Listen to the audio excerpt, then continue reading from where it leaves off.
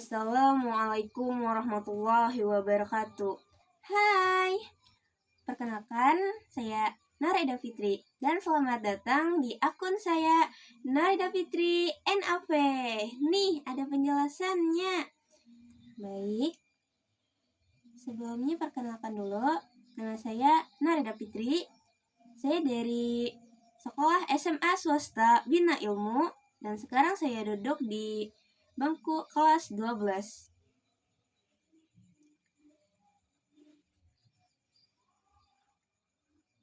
Baik, untuk materi malam ini saya ingin menjelaskan tentang pelajaran biologi. Jadi, materi yang saya akan bawakan adalah tentang pertumbuhan dan perkembangan pada makhluk hidup. Ini kalian juga bisa mendapatkan penjelasannya di buku kelas 12 atau kelas 3 SMA.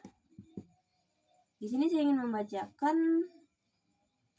tentang bab 1, yaitu tentang pertumbuhan dan perkembangan pada makhluk hidup. Sebelumnya saya ingin menanyakan dulu, kalian tahu nggak sih apa itu pertumbuhan dan perkembangan? Baik, untuk yang pertama pertumbuhan. Pertumbuhan adalah proses bertambahnya ukuran pada makhluk hidup. Misalnya, pertambahan pada volume, massa, dan tinggi. Pertumbuhan merupakan proses kuantitatif, yang artinya dapat dinyatakan dengan angka. Sedangkan perkembangan yaitu terspesialisasinya sel-sel menjadi struktur dan fungsi tertentu. Perkembangan merupakan proses kualitatif, sehingga hanya dapat dinyatakan dengan tingkat kematangan, perubahan bentuk, dan kedewasaan. Baik, untuk selanjutnya saya ingin menjelaskan lebih rinci lagi, dan pada pertumbuhan dan perkembangan pada makhluk hidup ini, saya ambil 3 poin, yaitu pertumbuhan dan perkembangan pada tumbuhan, hewan, manusia. Jadi, ini adalah 3 poin dasarnya. Baik, untuk yang pertama adalah pertumbuhan dan perkembangan pada tumbuhan. Pertumbuhan terjadi karena adanya pertambahan jumlah sel dan pembesaran sel. Proses ini terjadi akibat pembelahan mitosis pada jaringan meristematis. Contohnya pada ujung batang. Pada pembelahan tersebut, satu sel akan dihasilkan 2 sel anakan dengan sifat genetik yang sama dengan sel induknya. Contoh, pertumbuhan pada tumbuhan yaitu pertambahan tinggi batang dan jumlah daun. Untuk pengukuran pertumbuhan tumbuhan dapat dilakukan menggunakan auxanometer. Auxanometer ini berfungsi untuk mengukur kecepatan bertambahnya panjang batang tanaman. Pengukuran pertumbuhan akan menghasilkan suatu grafik sigmoid. Grafik sigmoid merupakan grafik yang menyerupai huruf S. Berdasarkan grafik tersebut, pertumbuhan tumbuhan dibagi menjadi 4 fase. Fase pertama adalah fase lap, yang ditandai oleh proses pertumbuhan yang lambat. Pada fase ini hanya sedikit sel yang mengalami pembelahan. Yang kedua, ada fase eksponensial. Ditandai oleh proses pertumbuhan mencapai maksimum. Pada fase ini, sel-sel aktif membelah dan mengalami elongasi. Kecepatan pertumbuhan berbanding lurus dengan ukuran tumbuhan. Yang ketiga, ada fase stasioner. Ditandai oleh pertumbuhan yang berjalan konstan. Baik, yang keempat adalah fase kematian, yang dicirikan oleh laju pertumbuhan menurun. Pada fase ini, tumbuhan telah mencapai tingkat kematangannya dan mulai mengalami penuaan. Selanjutnya, perkembangan. Perkembangan pada tumbuhan merupakan proses perubahan yang menyertai pertumbuhan menuju tingkat pematangan atau kedewasaan pada makhluk hidup Dari proses perkembangan akan berbentuk struktur dan fungsi organ yang semakin kompleks. Contoh, perkembangan pada tumbuhan yaitu munculnya bunga sebagai alat perkembangbiakan. Perkembangan pada tumbuhan terjadi melalui 3 tahap, yaitu tahap pertama, tahap pembelahan sel diawali dengan fertilasi sehingga terbentuk zigot. Selanjutnya, zigot membelah secara mitosis untuk membentuk jaringan embrional atau embrio. Yang kedua, tahap morfogenesis ditandai oleh pembelahan jaringan embrional secara mitosis. Dengan demikian, embrio memiliki kotiledon, akar, dan tunas rudimenter. Yang ketiga, tahap diferensiasi terjadi ketika sel-sel pada jaringan embrional mengalami diferensiasi menjadi jaringan-jaringan seperti epidermis, korteks, dan stelae. Oke, selanjutnya pada tumbuhan, pertumbuhan dan perkembangan diawali dengan perkecambahan biji. Perkecambahan dapat terjadi apabila kandungan air dalam biji semakin tinggi. Masaknya air ke biji melalui proses imbibisi. Air yang masuk akan memacu embrio dalam biji untuk melepaskan hormon giberelin. Hormon ini mendorong pelepasan enzim yang berfungsi menghidrolisis makanan cadangan sehingga terbentuk energi. Energi digunakan untuk proses awal pertumbuhan dan perkembangan embrio dalam biji. Struktur yang pertama muncul dan menyobek selaput biji adalah radikula. Radikula merupakan calon akar primer. Radikula adalah bagian dari hipokotil atau calon batang di bawah kotiledon. Selanjutnya, pada bagian ujung sebelah atas tubuh epikotil atau calon batang di atas kotiledon, berdasarkan letak kotiledon pada saat berkecambah, ada 2 tipe perkecambahan, yaitu perkecambahan epigel. Ciri utama tipe perkecambahan epigel yaitu terangkatnya kotiledon ke atas permukaan tanah. Yang kedua adalah perkecambahan hipogel. Ciri utama tipe perkecambahan hipogel yaitu tertinggalnya kotiledon di dalam tanah. Pada akhirnya, perkecambahan terbentuk akar, batang, dan daun. Selanjutnya, tumbuhan mengalami pola-pola pertumbuhan seperti pertumbuhan primer dan pertumbuhan sekunder. Pertumbuhan primer. Pertumbuhan primer adalah pertumbuhan yang terjadi akibat aktivitas meristem apikal. Pada peristiwa ini, terjadi proses pembelahan dan diferensiasi sel yang mengakibatkan akar dan batang tumbuh memanjang. Meristem apikal terdapat pada ujung batang dan ujung akar. Meristem apikal dibagi menjadi 3 daerah, yaitu daerah pembelahan, pemanjangan, dan diferensiasi. Selanjutnya adalah pertumbuhan sekunder. Pertumbuhan sekunder ini terjadi akibat aktivitas pembelahan mitosis pada jaringan meristem sekunder atau meristem lateral, sehingga mengakibatkan diameter batang dan akar bertambah besar. Ada 2 macam meristem lateral, yaitu cambium vascular dan cambium gabus. Proses pertumbuhan dan perkembangan pada tumbuhan tertentu memacu proses metagenesis. Metagenesis adalah proses pergiliran hidup antara fase seksual dan fase aseksual. Jadi, tumbuhan yang mengalami metagenesis ini akan mengalami fase kehidupan dengan reproduksi seksual dan fase kehidupan dengan reproduksi aseksual. Metagenesis tumbuhan lebih mudah diamati pada tumbuhan tidak berbiji. Contohnya pada tumbuhan lumut dan tumbuhan paku.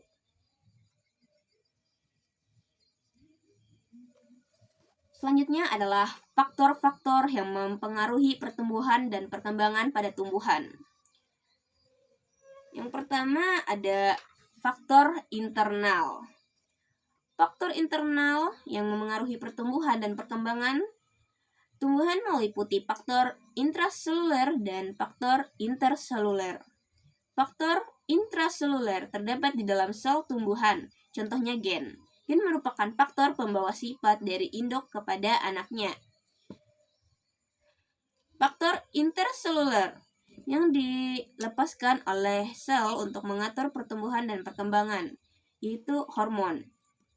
Hormon pada tumbuhan disebut atau bisa dibilang fitohormon. Beberapa fitohormon dapat saling berinteraksi sehingga memiliki fungsi khusus. Contoh interaksi antar fitohormon yaitu auksin membantu fungsi giberelin dalam pembentukan buah tanpa biji atau partenokarpi. Selain itu, auksin bekerja sama dengan giberelin saat proses perkecambahan. Auksin bekerja sama dengan sitokinin dalam memacu pembelahan sel. Interaksi antara giberelin dengan gas etilen dapat mengatur perbandingan antara bunga jantan dengan bunga betina yang terbentuk.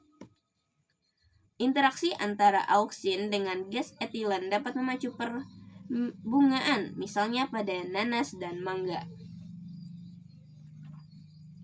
Baik, selanjutnya adalah faktor eksternal. Faktor eksternal yang memengaruhi pertumbuhan dan perkembangan tumbuhan sebagai berikut. Ada air, cahaya, kelembapan, nutria, suhu, oksigen, dan tingkat keasaman tanah. Yang pertama adalah air. Air berperan dalam menentukan laju fotosintesis, membantu proses perkecambahan biji sebagai medium berbagai reaksi enzimatis dan mengangkut unsur hara maupun hasil fotosintesis. Kedua, cahaya. Cahaya berperan penting dalam proses fotosintesis. Tanpa adanya cahaya, tumbuhan tidak dapat menghasilkan makanan. Namun, cahaya juga dapat menghambat pertumbuhan meninggi karena cahaya dapat menguraikan auksin. Oleh karena itu, intensitas cahaya yang diterima oleh tumbuhan tidak boleh berlebihan ataupun kurang. Jika cahaya yang diterima berlebihan, dapat merusak auksin dan klorofil sehingga menghambat pertumbuhan.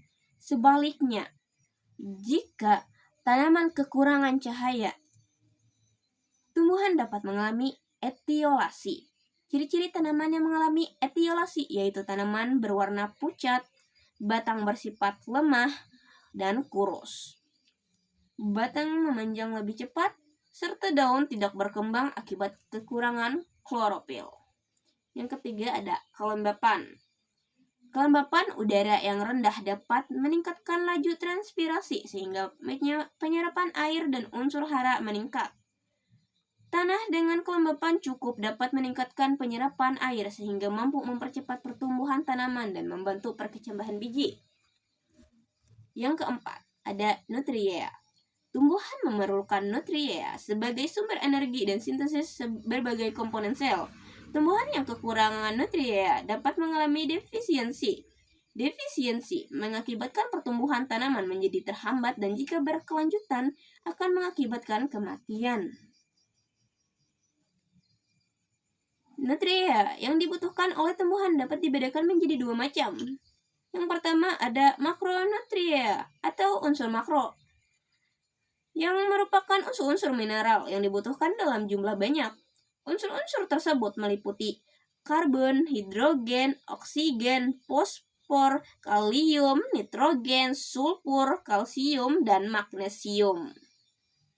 Yang kedua ada mikronutria atau unsur mikro, yang merupakan unsur-unsur mineral yang dibutuhkan dalam jumlah sedikit.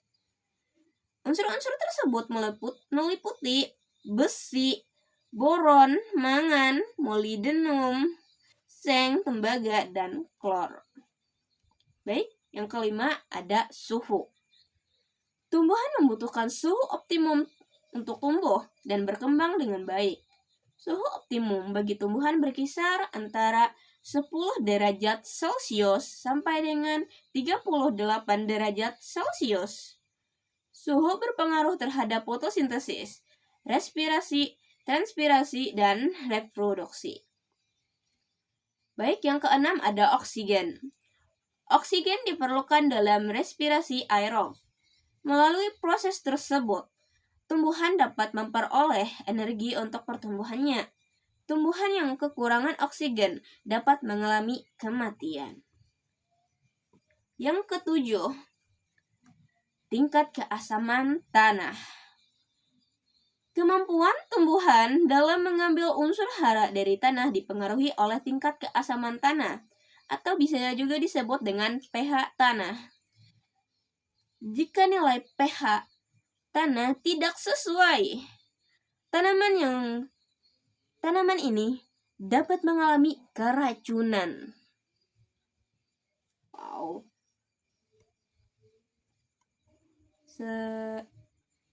Wow itu. Baik, selanjutnya poin yang kedua, pertumbuhan dan perkembangan pada hewan. Pertumbuhan dan perkembangan pada hewan dimulai setelah proses fertilisasi. Proses fertilisasi akan menghasilkan sel diploid tunggal yang disebut zigot. Selanjutnya, zigot membelah secara mitosis berkali-kali hingga terbentuk individu utuh yang dapat melaksanakan fungsinya dengan baik. Kita masuk ke fase-fase pertumbuhan dan perkembangan pada hewan. Pertumbuhan pada hewan bersifat irreversible atau tidak dapat balik. Pertumbuhan tersebut ditandai oleh bertambahnya massa, tinggi, maupun volume individu. Contohnya, pertambahan massa anak sapi. Jadi, pada anak sapi ini bisa dilihat. Baik, selanjutnya adalah perkembangannya. Perkembangan pada hewan ditandai oleh perubahan struktur maupun fungsi organ-organ tertentu. Perubahan tersebut merupakan perubahan menuju tingkat kedewasaan dan kematangan. Contoh perkembangan pada hewan yaitu peristiwa metamorfosis pada sebagian jenis serangga. Jadi ini kalian bisa lihat pada serangga. Ini ada beberapa jenis, terserah kalian mau lihat di mana, entah itu di belalang, jangkrik, atau apa. Baik, selanjutnya ada 2 fase dalam proses pertumbuhan dan perkembangan hewan. Fase-fase tersebut yaitu embrionik dan fase pasca embrionik. Untuk yang pertama adalah fase embrionik. Fase embrionik dimulai setelah terbentuk zigot. Zigot memiliki kemampuan untuk terus tumbuh dan berkembang. Pertumbuhan zigot seiring dengan pertambahan jumlah sel. Pertambahan jumlah sel diakibatkan oleh pembelahan mitosis. Fase embrionik terdiri atas morulasi, blastulasi, gastrulasi, dan organogenesis. Di sini saya juga ingin menjelaskan tentang keempat ini juga. Yang pertama adalah morulasi. Morulasi merupakan proses pembentukan morula dari zigot. Zigot merupakan sel diploid. Zigot akan membelah secara mitosis hingga berkali-kali untuk membentuk morula. Morula merupakan kumpulan dari 16 sampai 44 sel yang tersusun seperti buah anggur. Jadi kalian bisa lihat dari buah anggur itu, nah itu adalah kumpulan morula. Baik, selanjutnya adalah blastulasi. Blastulasi merupakan proses pembentukan blastula dari morula. Morula melanjutkan pembelahan mitosisnya hingga dihasilkan 128 sel. Pada tahap akhir masa pembelahan tersebut berbentuk suatu rongga. Rongga tersebut disebut blastosol atau blastocoel. Embrio pada tahap ini disebut blastula. Yang ketiga ada gastrulasi. Gastrulasi merupakan proses morfogenetik. Proses tersebut bertujuan untuk mengatur kembali sel-sel blastula. Beberapa sel blastula akan berpindah ke lokasi baru. Dengan demikian, dihasilkan sekumpulan sel yang secara teratur menyusun lapisan tubuh. Keadaan tersebut akan mengubah blastula menjadi embrio berlapis 3 yang disebut gastrula. Baik, lapisan yang dihasilkan proses gastrulasi itu ada ectoderm, mesoderm, dan endoderm. Ketiga lapisan ini nantinya akan berkembang menjadi berbagai organ. Yang keempat ada organogenesis. Pada tahap ini mulai terbentuk organ-organ yang berkembang dari 3 lapisan saat proses gastrulasi. Lapisan ectoderm berkembang menjadi rambut, kulit, sistem saraf, dan indera. Selanjutnya ada lapisan mesoderm yang bisa berkembang menjadi otot, rangka, alat reproduksi, dan alat peredaran darah. Dan juga bisa untuk alat ekskresi. Selanjutnya, lapisan endoderm yang berkembang menjadi alat pencernaan dan alat pernapasan. Dengan demikian, akan terbentuk embrio yang lengkap dan utuh. Wow, sebagus itu. Baik, yang kedua tadi untuk yang pertama ada fase embrionik dan yang kedua ini ada fase pasca embrionik. Pada fase ini, fase setelah hewan lahir atau menetas. Jadi kan di hewan tuh biasanya ada yang melahirkan dan juga ya ada yang menetas atau bertelur gitu. Jadi pada setelah hewan lahir atau menetas, pertumbuhan tidak berlangsung terus-menerus, melainkan berhenti setelah mencapai usia tertentu. Perkembangan dimulai ketika alat kelamin telah mampu memproduksi sel-sel gamet. Jadi, pada fase pasca embrionik merupakan fase penyempurnaan alat-alat reproduksi. Kecepatan pertumbuhan dan perkembangan hewan pada fase ini berbeda satu sama lain. Baik, selanjutnya kita masuk ke poin yang ketiga, yaitu adalah fase-fase pertumbuhan dan perkembangan pada manusia. Baik, selanjutnya kita masuk ke poin yang ketiga, yaitu pertumbuhan dan perkembangan pada manusia. Jadi, pertumbuhan dan perkembangan pada manusia dapat dibedakan menjadi fase embrionik dan fase pasca embrionik. Masuk lagi loh dari yang tadi, tapi ini beda. Yang tadi kan tentang hewan dan sekarang tentang manusia. Baik, pertumbuhan dan perkembangan manusia selama fase embrionik berlangsung dalam uterus. Proses ini berlangsung selama 9 bulan 10 hari. Proses ini disebut dengan gestasi. Selama proses ini, embrio tumbuh dan berkembang menjadi janin. Setelah masa gestasi berakhir, janin akan dilahirkan. Setelah lahir ke dunia, Masya Allah. Setelah lahir ke dunia, manusia mengalami pertumbuhan dan perkembangan pada fase pasca embrionik. Pertumbuhan akan terus terjadi sampai pada usia tertentu. Secara umum, pertumbuhan dan perkembangan manusia dibagi menjadi beberapa tahap, meliputi masa balita, masa kanak-kanak, masa remaja, masa dewasa, dan masa usia lanjut. Jadi ada 5 ya di sini. Yang pertama ada masa balita. Balita merupakan kategori usia manusia sejak baru lahir atau dia dilahirkan sampai usia 5 tahun. Pada masa ini, manusia mengalami pertumbuhan dan perkembangan yang sangat pesat. Oleh karena itu, asupan gizi yang baik dan pemberian imunisasi secara berkala diperlukan untuk menjaga tubuh kembang balita. Jadi pada masa ini tuh kesehatan balita tuh harus sangat-sangat dijaga. Kenapa? Karena pada masa ini biasanya mereka itu masih rawan. Makanya harus dijaga dengan sangat-sangat baik. Baik, selanjutnya adalah pengontrolan pertumbuhan dan perkembangan pada masa balita biasanya menggunakan kartu menuju sehat atau bisa juga disingkat dengan KMS. KMS merupakan kartu yang membuat kurva pertumbuhan normal anak berdasarkan indeks antropometri, berat badan menurut umur.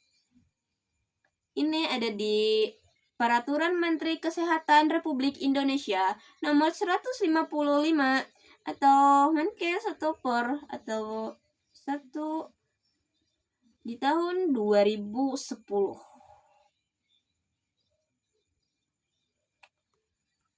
Baik, kartu menuju sehat atau KMS ini berfungsi untuk memantau pertumbuhan balita, menunjukkan catatan pelayanan kesehatan balita, serta memberikan edukasi perawatan balita.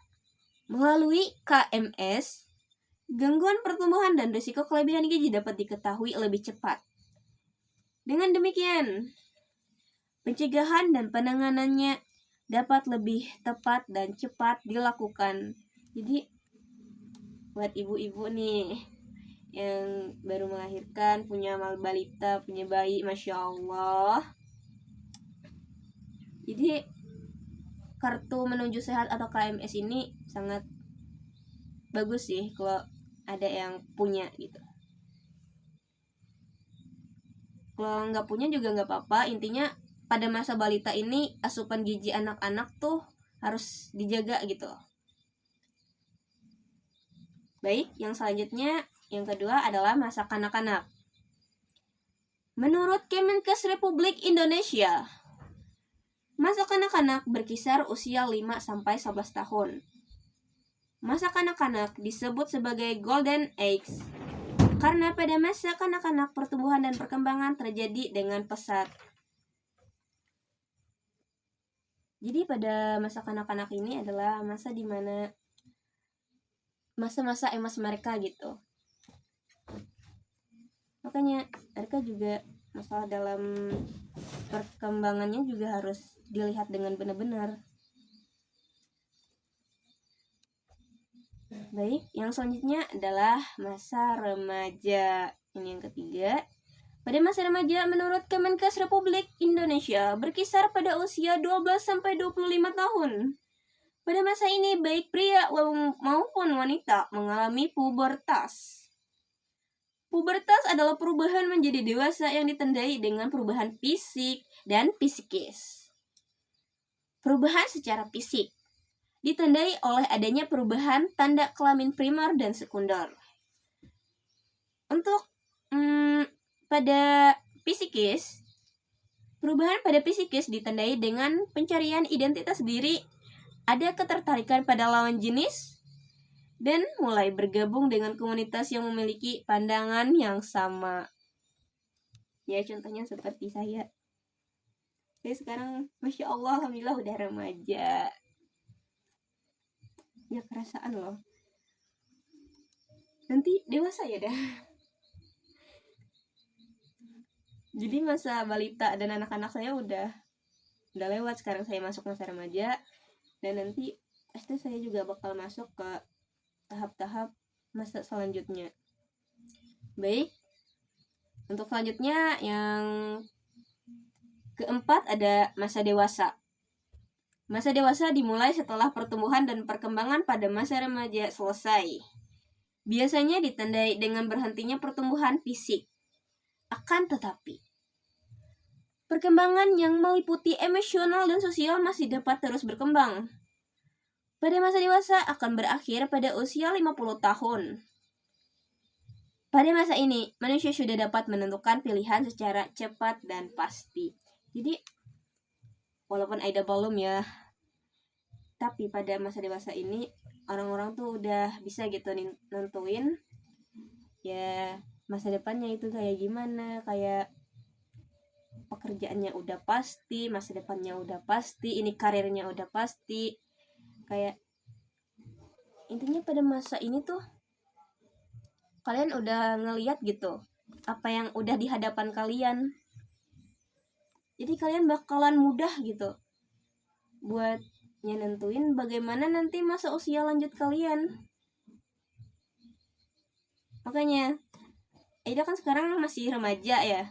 Sekarang Aida kayak berpikir gitu. Mulai dari sekarang merencanakan bagaimana biar dewasa nanti Aida tuh udah punya masa depannya sendiri.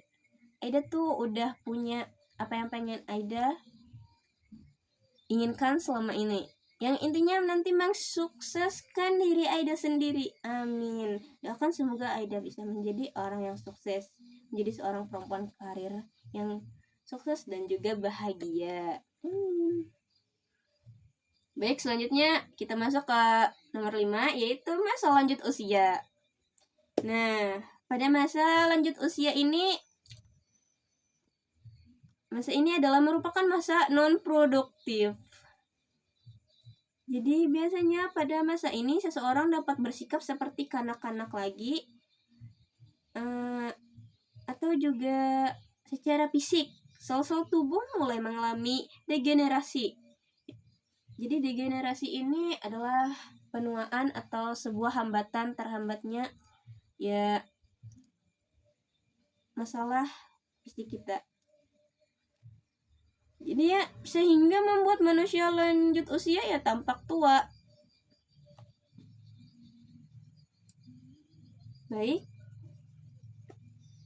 Selanjutnya kita masuk ke faktor-faktornya ya. Di sini saya gabungin aja untuk mempersingkatnya ya, untuk mempersingkat videonya. Jadi di sini saya masukin hewan dan manusia langsung. Untuk faktor-faktor yang memengaruhi pertumbuhan dan perkembangan pada hewan dan juga manusia. Hewan dan manusia bersifat motil, yang artinya hewan dan manusia dapat berpindah-pindah dari satu tempat ke tempat lain semasa hidupnya. Biasanya bisa dibilang ini tuh ya migrasi ya. Orang yang awalnya tinggal di sini pindah ke sini gitu. Makanya di sini ada yang namanya berpindah tempat di hidupnya. Baik.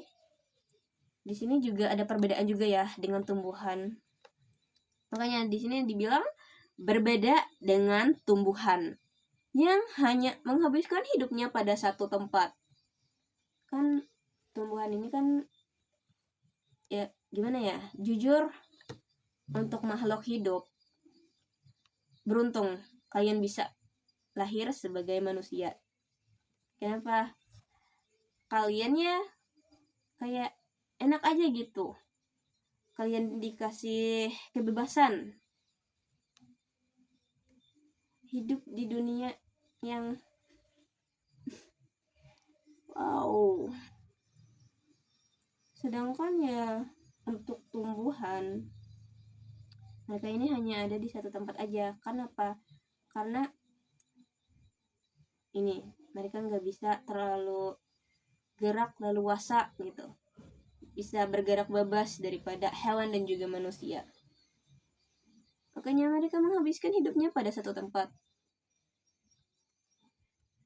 Nah, oleh karena itu faktor-faktor yang memengaruhi pertumbuhan dan perkembangan hewan dan manusia lebih luas daripada tumbuhan.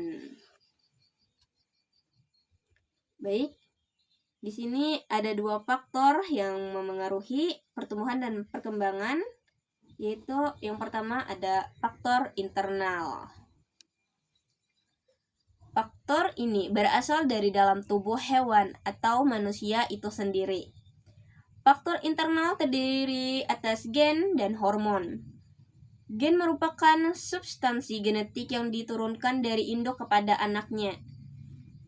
Hewan atau manusia memiliki gen tumbuh yang baik akan mengalami pertumbuhan dan perkembangan optimal sesuai periode pertumbuhan dan perkembangannya. Adapun hormon dapat memengaruhi kegiatan dalam sel. Salah satu peran hormon adalah mengatur proses pertumbuhan dan perkembangan. Untuk mengetahui hormon pertumbuhan pada hewan dan juga manusia. Ini Aida bisa jelaskan dalam tanda kutip hormon pertumbuhan dan juga fungsinya. Baik, yang pertama untuk hewan dulu ya. Yang pertama, hormon pertumbuhan pada hewan. Di sini ada tiroksin.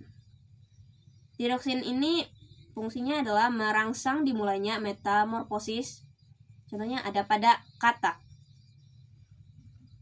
Yang kedua ada exdison dan juvenil. Ini fungsinya memengaruhi fase larva dan dewasa pada invertebrata. Jadi kalian bisa lihat ya di situ ya. Baik, selanjutnya yang ketiga ada somatomedin yang fungsinya merangsang pertumbuhan tulang. Baik, selanjutnya hormon pertumbuhan pada manusia dan juga fungsinya. Yang pertama ada somatropin atau human growth hormone atau bisa disingkat HGH. Ini fungsinya mengatur pertumbuhan fisik. Yang kedua ada tiroksin. Fungsinya ini memengaruhi pertumbuhan fisik dan perkembangan mental. Yang ketiga ada testosteron yang fungsinya merangsang munculnya ciri kelamin sekunder pada pria. Yang keempat ada estrogen dan progesteron yang fungsinya mengatur perkembangan organ reproduksi wanita dan merangsang munculnya ciri kelamin sekunder pada wanita. Baik, hormon-hormon pertumbuhan ini pada manusia maupun hewan ya, kedua ini hormon-hormon pertumbuhan hanya akan berfungsi selama masa pertumbuhan. Pada saat masa pertumbuhan berakhir, hormon-hormon tersebut sudah tidak berfungsi lagi. Beberapa hormon pertumbuhan seperti tiroksin akan melakukan fungsi lainnya. Hormon tiroksin akan berfungsi dalam proses metabolisme dan menurunkan kadar kalsium dalam darah. Baik, yang kedua kita masuk ke faktor eksternal. Baik, untuk yang pertama tadi faktor internal, yang kedua ini faktor eksternalnya ya. Faktor eksternal yang memengaruhi pertumbuhan dan perkembangan hewan serta manusia merupakan semua faktor yang berasal dari luar tubuh. Contohnya, ini ada 4 ya poinnya. Ada nutria, air, cahaya matahari, dan juga lingkungan. Jadi ada 4 ini. Yang pertama, nutria. Nutria dibutuhkan hewan dan manusia untuk dapat beraktivitas. Nutria yang dibutuhkan hewan dan manusia meliputi karbohidrat, lemak, protein, berbagai jenis vitamin, dan juga berbagai jenis mineral. Yang kedua ada air. Baik tubuh hewan maupun manusia terdiri atas 70% air. Wow, sebanyak itu. Oleh karena itu, kebutuhan air harus terpenuhi setiap hari. Air berperan penting dalam metabolisme sel. Setiap hari, tubuh membutuhkan lebih dari 2,5 liter air untuk mengganti cairan yang hilang. Kalau seandainya kurang dari 2,5 liter itu gimana? Ya itu, dehidrasi. Makanya kita di hidup ini nggak boleh kekurangan air. Mohon maaf, Aida haus.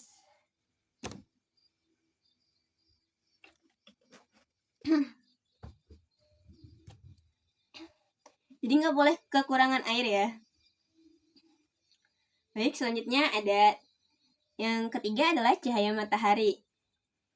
Tiba-tiba berubah ya suaranya. Baik, untuk cahaya matahari, salah satu manfaat cahaya matahari bagi hewan dan manusia yaitu mengaktifkan provitamin D pada kulit. Dengan demikian, hewan dan manusia mendapatkan vitamin D. Vitamin ini berperan dalam proses pembentukan tulang. Jadi, siapa di sini yang suka banget berjemur pada pagi hari? Oh iya, untuk waktu berjemur untuk mendapatkan vitamin D ini baiknya itu pada jam Intinya ya pada matahari mulai terbit gitu. Pada matahari mulai terbit sampai bagusnya itu jam 9 udah. Kenapa kalau di atas jam 9? Takutnya gini, vitamin D-nya hilang, terus vitamin D-nya digantikan sama sinar UV. Buat kalian yang nggak tahu, sinar UV ini bahaya banget untuk kulit. Jadi bisa gimana ya? Buat kulit kalian yang mohon maaf ya, ada apa ya, kayak alergi gitu atau bisa memerah gitu pada cahaya matahari ini, kalau kalian berjemurnya itu di atas jam itu. Jadi intinya nggak boleh tengah-tengah hari banget. Itu udah bukan vitamin D, itu sinar UV. Makanya buat kalian yang pengen gak mau terkena apa-apa gitu, takutnya terjadi apa-apa, sebaiknya berjemur bagusnya masih pagi-pagi. Makanya banyak orang yang olahraga itu juga pagi kan, nggak ada yang olahraga tengah hari, nggak ada. Itu yang olahraga tengah hari itu kayaknya cuman pengen apa ya, pengen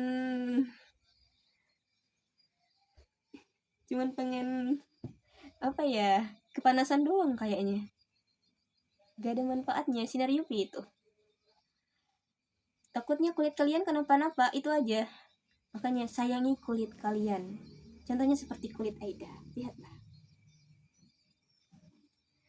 sangat amat masya Allah tabarakallah. Baik, selanjutnya yang keempat ada lingkungan. Baik, lingkungan ini ada lingkungan geografis atau bisa disebut juga lingkungan alam. Lingkungan geografis atau lingkungan alam, tempat hewan dan manusia tinggal, sangat berpengaruh terhadap proses pertumbuhan dan perkembangannya. Kenapa? Karena ya setiap hewan dan manusia pasti membutuhkan tempat tinggal yang alamnya itu mendukung gitu. Gini ya, kamu pasti kalau mau tinggal tuh nyari tempat tinggal yang pastinya nyaman buat kamu. Gak mungkin kamu tinggal di tempat yang kamu tuh gak enak tinggal, kecuali ya dalam keadaan yang udah gak ada tempat lain lagi.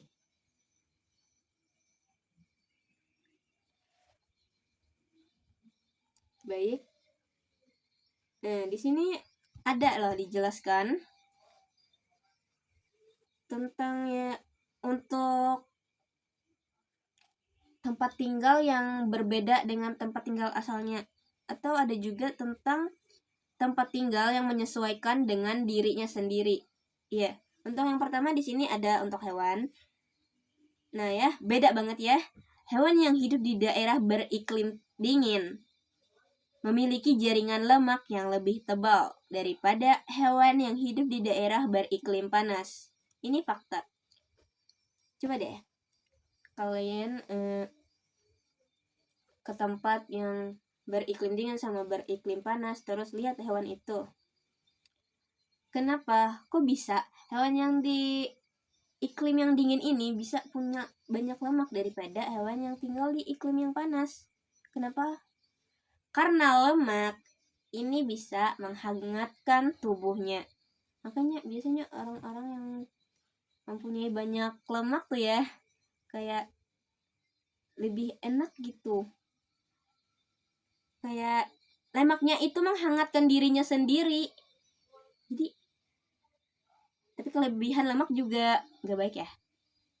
Intinya setiap kelebihan dan kekurangan itu ada konsekuensinya. Jadi yang sedang-sedang aja. Oke. Baik, selanjutnya ini juga ada pada manusia. Manusia yang hidup di daerah bersalju, gurun, atau daerah tandus memiliki keterampilan hidup yang sesuai dengan lingkungan tempat tinggalnya. Baik, jadi kalian juga bisa ya lihat manusia ini. Makanya Aida kadang tuh kaget gitu lihat ada orang ya yang ini dia tinggal di tempat yang panas banget gitu, tiba-tiba dia ya entah ke luar negeri atau pindah tempat atau migrasi atau apa gitu ke tempat yang dingin, dia bisa tahan. Kayak wow, soalnya kan tubuh setiap manusia itu beda-beda ya. Kok Aida juga pengen. Iya, Aida kan tinggal di daerah yang tropis ya, yang musimnya cuma ada dua, yaitu musim hujan sama musim kemarau atau musim panas gitu. Jadi Aida juga pengen gitu bisa ngerasain, bisa tinggal ya, gak usah tinggal aja, ngerasain aja udah seneng banget. Bisa ngerasain ke tempat yang ada musim saljunya, musim gugurnya, musim seminya. Kayak wow, Eda bisa ngerasain beberapa musim. Bahagia banget. Doakan ya semoga suatu saat nanti Eda bisa ke luar negeri gitu. Bisa ngerasain berpetualang di alam yang belum pernah Aida rasakan sebelumnya. Kayak wow. Baik, kita lanjut aja ya. Jadi faktor lingkungan juga dapat memunculkan kemampuan adaptasi makhluk hidup terhadap lingkungan tersebut.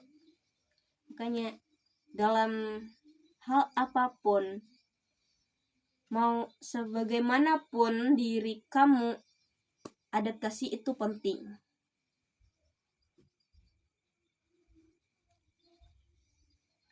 Baik, penjelasannya cuman sampai halaman 20 aja, karena untuk catatan selanjutnya itu tentang percobaan, jadi Aida catatnya cuma sampai halaman 20. Jadi buat kalian yang pengen baca-baca gitu tentang masalah apa yang Aida jelaskan ini, kalian bisa baca di buku kelas 12 SMA tentang bab 1 ya, tentang pertumbuhan dan perkembangan pada makhluk hidup. Seperti yang Aida bacakan sekarang. Baik. Udah gak kerasa ya, udah sampai mau 50 menitan. Masya Allah. Buat kalian yang suka banget ngedengerin Aida ngejelasin, Aida jujur mau bilang makasih banget sebanyak-banyaknya. Aida seneng banget kalau Aida tuh ngejelasinnya dari awal sampai akhir ada yang ngedengerin.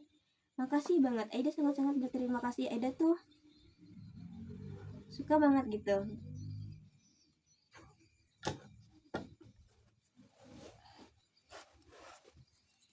Baik, mohon maaf ya ada panggilan tadi. Mungkin kan Aida gak keluar. Baik, kita lanjut aja ya. Curhat-curhat dikit. Jadi buat kalian intinya yang suka banget ngedengerin orang ngejelasin, entah itu tentang pembelajaran, apapun itu ya, cerita atau apa, kalian nemuin akun yang sangat tepat di sini. Ya, jadi alasan Aida ngebuat akun Nur Aida Fitri NAV ini atau sambungannya ya, nih ada penjelasannya. Intinya itu tentang ngejelasin apapun, pelajaran atau kehidupan atau apapun itu. Untuk pelajaran juga banyak banget ya di sini. Kalian buat yang nyari-nyari konten video yang ngejelasin tentang pembelajaran, kalian nemuin akun yang sangat-sangat tepat. Ini dia akunnya. Selamat ya, kalian udah ketemu. Iya, makanya Aida tuh untuk membuat video menjelaskan ini sebenarnya udah niat banget dari dulu, dari tahun 2020, dan alhamdulillah kesampaiannya baru akhiran tahun 2025. Makanya udah ada papan tulisnya juga. Aida kadang setiap hari kayak nulis random. Kadang juga bingung, ini nulis apa, ngetik apa di HP itu ya, kayak buat kayak pelajaran sendiri gitu, gabut banget. Ya itulah Aida, suka banget deh sama kegabutan ini. Oh ya, sebelumnya Aida juga mohon maaf kalau seandainya ada kesalahan ya. Takutnya ada kesalahan gitu yang kalian lihat, atau ada kritik dan sarannya juga ya, boleh, nggak apa-apa. Karena Aida juga sadar diri, Aida juga sama kayak kalian, hanya seorang manusia biasa yang juga pasti bakal ngelakuin kesalahan. Tapi walaupun Aida ngelakuin kesalahan-kesalahan, Aida bakalan terus berjuang, berusaha untuk apa? Untuk masa depan Aida, untuk masa depan cerah Aida. Aida pengen masa depan Aida cerah, yang di sekeliling Aida tuh banyak banget ilmu dan juga kebahagiaan. Sesimpel itu loh. Makanya Aida tuh untuk masalah lingkungan, Masya Allah, tabarakallah, alhamdulillah terjaga. Oh ya, Aida pengen mohon maaf sekali kalau seandainya ada kesalahan atau ada yang kalian kurang suka gitu. Oh ya, Aida pengen bilang buat kalian yang mohon maaf kurang suka ngedenger orang ngejelasin, ini video Aida untuk orang yang suka ngedenger orang yang ngejelasin panjang lebar ya. Jadi buat kalian yang suka ngedengerin orang yang menjelaskan panjang lebar banget, ini video untuk kalian. Buat kalian yang pengen kasih Aida masukan agar Aida bisa tumbuh dan berkembang, boleh banget. Karena Aida tuh suka banget bertumbuh dan berkembang untuk menjadi lebih baik lagi. Kalian boleh kok kasih Aida saran, tapi Aida juga pengen kalian juga kasih Aida kritikan. Dan juga sebaliknya lagi ya, Aida pengen kalian kasih Aida kritikan, dan Aida juga pengen kalian ngasih Aida saran. Jadi dua ini tuh berhubungan. Aida pengennya gitu. Baik, karena udah jam berapa ya?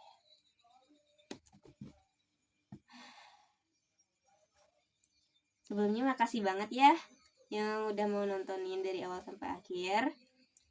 Sekian dari saya, Nora Aida Fitri, dan selamat datang di video saya, di akun saya, Nora Aida Fitri NAV. Jangan lupa ikuti, follow buat yang suka banget ngedengerin Aida ngejelasin. Yang mau berteman juga boleh banget. Baik, sekian dari saya tutup dengan wassalamualaikum warahmatullahi wabarakatuh. Dadah. Makasih.